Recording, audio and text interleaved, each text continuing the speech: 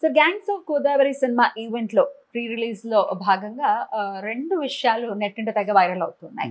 బాలకృష్ణ ముఖ్య అతిథిగా ఈ ఈవెంట్ కి రావడం జరిగింది. అయితే ఆయన స్టేజ్ కింద కూర్చుని ఉన్నప్పుడు ఆయన కాళ్ళ దగ్గర ఒక మద్యం సీసా ఉంది అని చెప్పి ఒక వీడియో వైరల్ అయింది. అలాగే స్టేజ్ పైకి వెళ్ళిన తర్వాత హీరోయిన్ అంజలిని పక్కకు జరుగు అని చెప్పి తోసేయడం జరిగింది కొంచెం అట్లా అనమాట. తర్వాత మళ్ళీ వాళ్ళు హైఫై ఇచ్చుకున్న నవ్వుకుంటూ ఉన్నారు.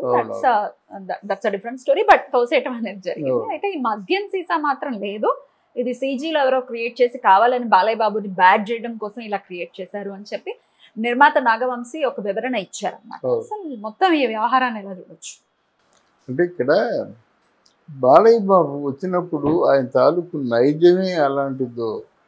ఒకసారి జనాన్ని చూడగానే పూనకం వచ్చినట్టు మాట్లాడతాడు. దానికి ఉదాహరణ, అందమైన ఆడపిల్ల కనిపిస్తే ముద్దైనా పెట్టాలి, కడుపైనా చేయాలి. ఇట్లాంటి అంటే అసభ్యకరమైన, అంటే ఎన్టీ రామారావు గారి కొడుకుగా ఆ భాషను మనం యాక్సెప్ట్ చేయలేము.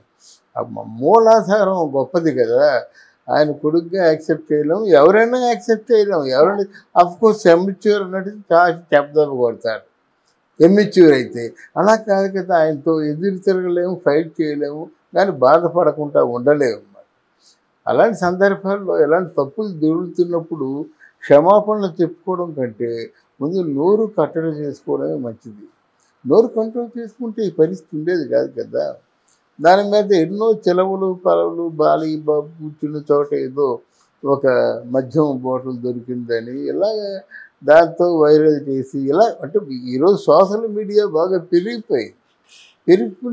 పెరిగిపోయినప్పుడు బాలయ్య లాంటి హీరోలు, అంటే ఎవరైనా కొంచెం మంచి పేరు ఉన్న హీరోలు ఈరోజు పాన్ ఇండియా స్టార్స్ అనుకుంటున్నారు కదా, వాళ్ళు ఏం చేసినప్పుడు కూడా ప్రజలకు కావాలి. అప్పుడు జాగ్రత్తగా ఉండాలన్నమాట. కొత్తగా వచ్చినటువంటి గీతాంజలి అప్పుడెప్పుడో సీతమ్మ వాకిట్లో సిరిమెల్లి చెట్టు, గీతాంజలి ఇట్లాంటి పిక్చర్లు యాక్ట్ చేసి పెద్ద సినిమాలు లేవు ఆ అమ్మాయికి. తర్వాత తమిళంలో యాక్ట్ చేసింది, మళ్ళీ ఇక్కడ తెలుగులో యాక్ట్ చేసింది. ఆ అమ్మాయి వెనక కూడా కొన్ని, ఆ అమ్మాయి చరిత్రను కూడా కొంత తీసుకోవాలి. ఏంటంటే ఆ అమ్మాయి చరిత్ర అందరితో కలిసిమెలిసి ఉండే చరిత్ర. ఆ అమ్మాయి తల్లిదండ్రుల మీద కూడా కొన్ని అపవాదులు ఉన్నాయి. వాళ్ళు తల్లిదండ్రులా లేకపోతే ఇంకెవరైనా అదే వాళ్ళ అమ్మకు ఉంది.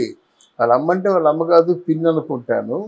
ఆమె ఏదో బలవంతంగా తన చేత చాలా తప్పు పనులు చేయిస్తున్నానని కొంతసేపు. తర్వాత ఆవిడ తాలూకు పిఆర్ఓ ఉన్నాడు, పిఆర్ఓ మేనేజరు, ఆయన కూడా తన తాలూకు కెరీర్ విషయంలో చాలా అంటే డ్యామేజ్ అయ్యేలా ప్రవర్తించారు అనేటువంటి ఫిర్యాదులు కూడా ఉన్నాయి. అందువల్ల ఏమవుతారంటే కొంచెం ఇట్లాంటి ఫిర్యాదులు ఉన్న వాళ్ళని, కొంచెం బ్యాడ్ ఇమేజ్ ఉన్న వాళ్ళ మీద కొంత అడ్వాంటేజ్గా తీసుకుంటారు. అడ్వాంటేజ్గా తీసుకోవడానికి వాళ్ళు, ఎందుకంటే ఆ వేషధారణ, ఆ మాటలు, ఆ తాలూకు కొంచెం బ్యాక్గ్రౌండ్ ఇవన్నీ ఉపయోగపడతాయి అన్నమాట. ఆ ఉద్దేశంలో దానికి చనువు చేసుకున్నాడు అన్నమాట. ఇప్పుడు మగవాడు అంటే అక్కడ హీరో హీరోయిన్ కాకుండా ఒక మగవాడు ఆడది అనేటువంటి ఆ బాధ్యతని, బాండింగ్ని మనం మెయింటైన్ చేయాలి. అమ్మ రా అంటే సరిపోతుంది కదా, కొట్టవలసి అంటే అలాగే తరిచి చెప్పవలసిన అవసరం లేదు. అంటే ఒక ఫాదర్ లాగా ముట్టుకుంటూ వేరు, లేకపోతే చిన్న పిల్లడు, ఎమిచ్యూర్ పిల్లడు, యూత్లో ఉన్నవాడు కంట్రోల్ చేసుకోలేక ముట్టుకున్నట్టయితే వేరు. ఈ బాలయ్య రంగేసుకున్న, విగ్గు పెట్టుకున్న, జనంలోకి వచ్చినా సరే అది ఆ తారతమ్యాలు మర్చిపోయి ప్రవర్తించడం వల్ల కొంచెం సీరియస్గా తీసుకోవాల్సిన అవసరమే. ఏంటి ఆయన మాటలేమిటి, ఆయన చేతలేమిటి, ఆయన వయసు ఏమిటి అని అన్నీ కూడా పరిగణలో తీసుకోవాల్సి వస్తుంది అన్నమాట. ఆయనకి ఎందుకంత పైత్యం? అసలు ఆయన పద్ధతి గురించి లేకపోతే ఆయన ప్రవర్తన గురించి అందరికీ తెలిసిందే. ఆయనకి ఏదనిపిస్తే అది చేసేస్తారు, ఎట్లాంటి ఆలోచన అందరికీ తెలిసిందే. అలాగే ఒకవేళ ఆయనలో ఉన్నటువంటి ఒక పాజిటివ్ యాంగిల్లో చూసుకుంటే ఆయన హెల్ప్ చేసే విధానం కానీ, ఆయన ఈ సర్వీస్ చేసే విధానంలో కూడా అలాగే ఉంటారు. ఏదైనా ఎక్స్ట్రీమిటీ అనేది ఉంటుంది. అయినప్పటికీ ఆయన గురించి ఇంతలాగా నెట్టింట్లో అయితే నెటిజన్స్ చాలా ఫైర్ అవుతుంది. ఎందుకు ఈ బిహేవియర్, రకరకాలుగా తిట్టటాలు, రకరకాలుగా ట్రోల్ చేయడాలు అనేది జరుగుతుంది. ఆయన గురించి తెలుసు కదా, ఇదేం కొత్త కాదు కదా. అదేదో శీర్షిక వచ్చింది కదా, అన్స్టాపబుల్ అని. అన్స్టాపబుల్ అది శీర్షిక అయితే లైక్ చేస్తాం కానీ ఆయన అన్స్టాపబుల్ కాదు కదా. అందువల్ల దానికి ఆయనకే దెబ్బది. ముఖ్యంగా దూరంగా ఉంటారు సరికదా, ఇక ఆయన నుంచి అన్ని బ్యాడ్ విషయాల్ని ఎక్స్పెక్ట్ చేస్తారన్నమాట. అంతు లేకుండా మాట్లాడతాడు, హద్దు లేకుండా మాట్లాడతాడు, లేడీస్ని దగ్గర చూసుకుంటాడు, కొంచెం హాస్యం అనుకొని అపహాస్యం పాలవుతాడు ఆయనే.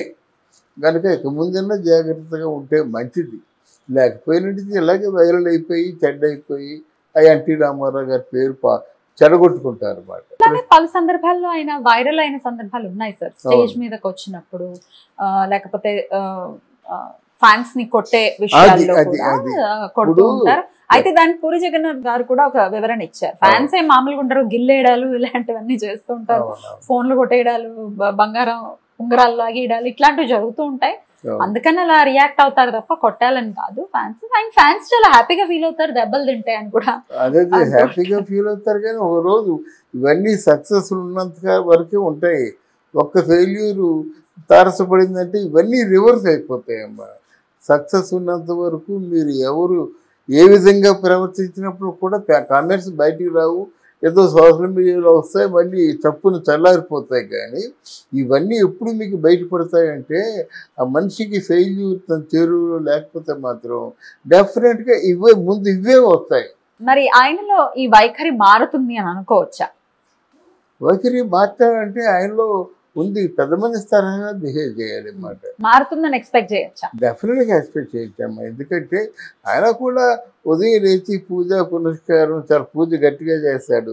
3 గంటలు పూజ చేసిన వాడు ముద్దు పెట్టుకోమని చెప్తాడని మనం ఎక్స్పెక్ట్ చేయగలమా? అందువల్ల డెఫినెట్గా మారుతాడు. ఆయన వైఖరి మారుతుంది.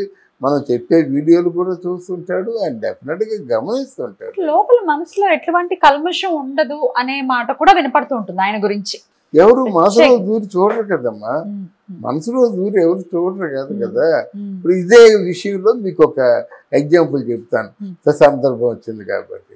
ఇప్పుడు ఈయన ఏదో కొంచెం అలాగా ఏదో టచ్ చేశాడు అనుకోండి, మరి అదే శోభన్ బాబు సెట్లో ఉంటే, అదే శోభన్ బాబు వేదిక మీద ఉంటే వచ్చే హీరోయిన్ అంటే ఎక్కడి నుంచి మొదలు అంటే అప్పట్లో వాణిశ్రీ దగ్గర నుంచి తీసుకున్నా అంటే ఆయన వయసు హీరోయిన్లు జయప్రద, జయసుధ, జయచిత్ర వీళ్ళందరూ శోభన్ బాబుని ఏదైనా పాట ఉంది కదా, పాట పిక్చరైజ్ చేసినప్పుడు అలా కౌగిలించుకోగానే షార్ట్ కట్ అంటే ఆ కౌగిలి షార్ట్ కట్ అయిపోయి 2-3 నిమిషాలు అయిపోద్ది, 5 నిమిషాలు అయిపోతుంది. ఆ శోభన్ బాబు కౌగిలిలో ఉండే మాట్లాడతాడు. విశ్వనాథ్ గారు ఒకసారి అడిగేశారు, ఏమో మీ ఇద్దరు విడిపోరా ఏమిటి అని అడిగారు. విశ్వనాథ్ గారు అడిగారు అన్నమాట, ఇదేంటి కట్ చెప్పి చాలా సమయం అయింది కదా, మీరు ఎదురు విడిపోవడం ఉండేదేంటి, మళ్ళీ ఇంకో షాట్ నేను పెట్టుకోవద్దా అని అడిగారు అన్నమాట. అలాంటి పరిస్థితుల్లో మనం పర్వాలేదు, కానీ అది బయటికి రాదు అన్నమాట. అది చాలా మనం చూసే వాళ్ళకు కూడా ప్లెజెంట్గా ఉంటుంది, అది వేరు, దాని వేరు. కనుక ఇదేంటంటే మనుషులను బట్టి వాళ్ళ తాలూకు వ్యక్తిగతమైనటువంటి దాని అభావాన్ని ప్రకటించాలి. కానీ లేకపోయినట్టయితే ఇలాగే కొంచెం అభాస్పాలు అయిపోతారు.